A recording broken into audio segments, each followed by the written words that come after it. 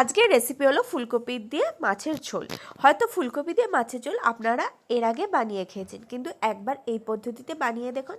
এইভাবে বানালে টেস্ট সম্পূর্ণ ভিন্ন হয় আর একঘেয়েমিও কেটে যাবে। বাই দ্য ওয়ে, আমি মৌ, আপনাদের সকলকে আমার চ্যানেলে স্বাগত। চলুন দেখে নিই কীভাবে খুব সহজে এই ফুলকপি দিয়ে মাছের ঝোলটি বানাবো। এটি বানানোর জন্য প্রথমে আমি গ্যাসে কড়া নিয়ে নিয়েছি, তাতে সর্ষের তেল নিয়ে নিয়েছি। এবার তেলটাকে কড়ায় খুব ভালোভাবে স্প্রেড করে নেবো আর খুব ভালোভাবে গরম করে নেবো। এবার এক এক করে মাছগুলোকে দিয়ে খুব ভালোভাবে ভেজে নেবো। মাছগুলোকে আমি আগে থেকে নুন হলুদ ভালোভাবে মাখিয়ে রেখেছিলাম। একদিকটা ভাজা হয়ে গেলে উল্টে দেবো, দিয়ে অপর পাশটাকেও ভেজে নেবো। এইভাবে আমি সমস্ত মাছগুলোকে একদম লাল করে ভেজে নেবো। দেখুন, আমি উল্টে পাল্টে খুব সুন্দর করে সমস্ত দিকটা লাল করে ভেজে নিচ্ছি। খুব বেশি লাল করে ভাজবো না, ঠিক এইরকম লাল করে ভাজা হয়ে গেলেই আমি মাছগুলোকে এক এক করে তুলে নেব। দেখুন, আমি মাছগুলোকে এক এক করে এইভাবে ভেজে নিয়েছি। এবার ওই তেলেই আমি দিয়ে দেবো ডুমো ডুমো করে কেটে রাখা আলুগুলোকে দিয়ে আলুগুলোকেও খুব সুন্দরভাবে লাল করে ভেজে নেব। আলুগুলো ভাজার জন্য এতে আমি দিয়ে দেবো সামান্য একটুখানি হলুদ আর দিয়ে দেবো সামান্য পরিমাণে নুন ও হলুদ দিয়ে আলুগুলোকে খুব সুন্দর করে লাল করে ভেজে নেব। আপনি যদি আমার চ্যানেলে নতুন হয়ে থাকেন তাহলে আমার চ্যানেলটি সাবস্ক্রাইব করার অনুরোধ রইল, আর পাশে থাকা বেল আইকনটি অবশ্যই প্রেস করে দেবেন, তাহলে আমার ভিডিও সর্বপ্রথম নোটিফিকেশন আপনি পেয়ে যাবেন। আলুগুলো খুব সুন্দর করে লাল করে ভাজা হয়ে গেছে। এবার এটাকে আমি তুলে সাইডে একটা পাত্রে রেখে দিচ্ছি। দেখুন, আমি আলুগুলোকে তুলে সাইডে একটা পাত্রে রেখে দিচ্ছি। এইভাবে সমস্ত আলুগুলোকে আমি তুলে নেব। তারপর ওই কড়াতেই তেল দিয়ে দেবো বড় বড় করে ডুমো করে কেটে রাখা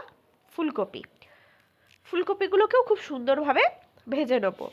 প্রসঙ্গত বলে রাখি, ফুলকপিগুলোকে আমি গরম জলে নুন দিয়ে কিছুক্ষণ ভাপিয়ে সিদ্ধ করে নিয়েছি। পুরো সিদ্ধ করে নিই, হাফ সিদ্ধ করেছি। ফুলকপিতেও একটুখানি নুন দিয়ে দেবো, দিয়ে ফুলকপিগুলোকে খুব সুন্দরভাবে লাল করে ভেজে নেব। নুন ও হলুদ দিয়ে ফুলকপিগুলোকে দেখুন আমি খুব সুন্দর করে লাল করে ভেজে নিচ্ছি। এইভাবে যখন ফুলকপিগুলো লাল করে সুন্দর করে ভাজা হয়ে যাবে, তখন আমি ফুলকপিগুলোকেও এক এক করে তুলে সাইডে একটা পাত্রে রেখে দেবো। দেখুন, আমি ফুলকপিগুলোকেও তুলে নিলাম সাইডে একটা পাত্রে। এবার ওই কড়াতেই আমি কিছুটা পরিমাণে সর্ষের তেল দিয়ে দেবো। তেল গরম হয়ে গেলে সামান্য একটুখানি চিনি দিয়ে দেবো। এরপর এতে দিয়ে দেবো পেঁয়াজ বাটা দিয়ে পেঁয়াজ বাটাটাকে খুব সুন্দরভাবে কষে নেবো, যতক্ষণ না এটা অর্ধেক ভাজা হচ্ছে এবং এর কালারটা ব্রাউন হয়ে যাচ্ছে। এর কালারটা যখন চেঞ্জ হয়ে হালকা ব্রাউন হয়ে যাবে, তখন আমি এতে অ্যাড করে দেবো রসুন বাটা দিয়ে একটুখানি নেড়ে চেড়ে নেবো। 2-3 মিনিট ভাজা হয়ে গেলে এতে আমি অ্যাড করে দেবো আদা ও কাঁচা লঙ্কা বাটা দিয়ে এটাকে 2-3 মিনিট মতন ভালো করে ভেজে নেবো। সমস্ত মশলাগুলো খুব সুন্দরভাবে ভাজা হয়ে আসছে। এই সময় অ্যাড করে দেবো টমেটো পেস্ট দিয়ে এটাকে খুব ভালোভাবে কষিয়ে নেব। এবার এতে আমি অ্যাড করে দেবো পরিমাণে জল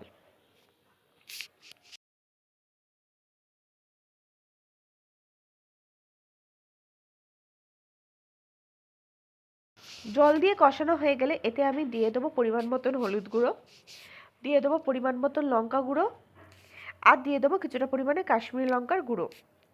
সাথে অ্যাড করে দেবো জিরে গুঁড়ো, সাথে দিয়ে দেবো ধনে গুঁড়ো, আর দিয়ে দেবো স্বাদ অনুসারে নুন। সমস্ত মশলা দিয়ে খুব ভালোভাবে আমি কষিয়ে নেব। দেখুন, আমি সমস্ত মশলাগুলোকে খুব ভালোভাবে কষিয়ে নিচ্ছি। সমস্ত মশলা খুব ভালোভাবে কষানো হয়ে গেলে এতে আমি কিছুটা পরিমাণে জল অ্যাড করে দেবো, দিয়ে আবারও মশলাটাকে আমি খুব ভালোভাবে কষতে দেবো। দেখুন, মশলাটাকে আমি খুব ভালোভাবে কষিয়ে নিয়েছি 2-3 মিনিট। এবার এতে আমি অ্যাড করে দেবো আগে থেকে ভেজে রাখা আলু ও ফুলকপি দিয়ে সমস্তটাকে খুব ভালোভাবে কষিয়ে নেবো 5 থেকে 6 মিনিট।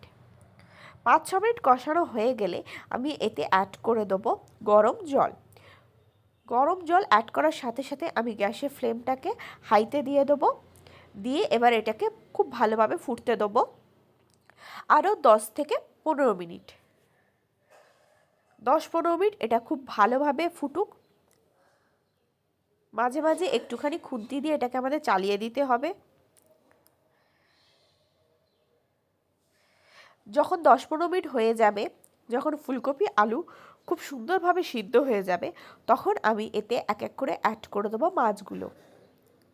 দেখুন আমি মাছগুলোকে এক এক করে অ্যাড করে দিচ্ছি। মাছগুলো দিয়ে উল্টে পাল্টে দেবো এবং 2-3 মিনিট আরও খুব ভালোভাবে ফুটিয়ে নেবো। 2-3 মিনিট ফোটানো হয়ে গেলে মাছগুলোকে উল্টে দেবো, দিয়ে অপর পাশ দিয়ে আরও 2-3 মিনিট ফুটিয়ে নেবো। এইভাবে 5-6 মিনিট মাছগুলোকে ঝোলে খুব ভালোভাবে ফুটিয়ে নেবো। দেখুন মাছগুলোকে খুব সুন্দরভাবে ঝোলে ফুটিয়ে নিচ্ছি। দেখুন নিলেই তৈরি হয়ে যাবে আজকে আমাদের দুর্দান্ত স্বাদের ফুলকপি দিয়ে মাছের ঝোল। দেখুন কত সহজে তৈরি হয়ে গেল আজকের এই রেসিপিটি। আশা করি আজকের এই রেসিপিটি আপনাদের ভালো লেগেছে। যদি ভালো লাগে অবশ্যই লাইক করবেন, কমেন্ট করবেন, শেয়ার করবেন আর আমার চ্যানেলটি অতি অবশ্যই সাবস্ক্রাইব করে নেবেন।